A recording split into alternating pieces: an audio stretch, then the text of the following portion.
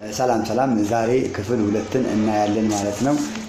ፎሎ እና ሼር ማድረጉን እንዳትረሱ እሺ።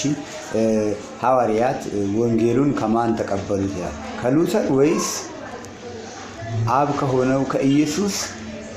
እስቲ እናያለን መጽሐፍ ቅዱስ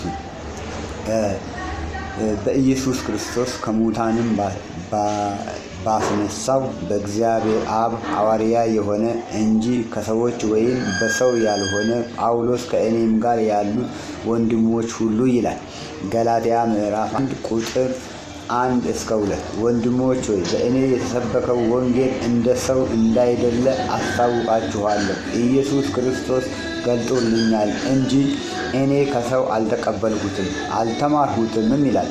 ገላትያ ምዕራፍ 1 ቁጥር 11 12 በዚህም ዘመን የሉተር ድንቁርና የነ እከሌና እከሊት ተአምር እየተባለ የሚሰበከው መሰበክ መነገር ያለበት ወንጌል ቀጥተኛ ሐዋርያቱ ከኢየሱስ ከአብ የተቀበሉት እንጂ ሌላ አርቲፊሻል ወንጌል የሚመስል አይደለም። ጤናማ የሆነ የሚያድነውን ዳግመኛ ልደት ያለበትን ያመነ የተጠመቀ ብቻ ይድናል የሚለውን መቀበል ነው ያለበት ሰው ሁሉ።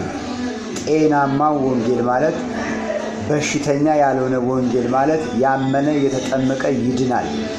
ጤናማና በሽተኛ ያልሆነ ወንጌል ማለት የኢየሱስ ክርስቶስ ሥጋ ከሰማይ ነው ማለት ነው።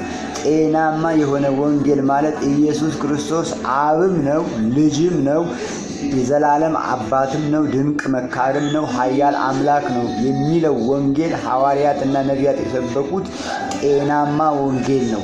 ሐዋርያት ከኢየሱስ የተቀበሉት ወንጌል ጤናማ ወንጌል ነው።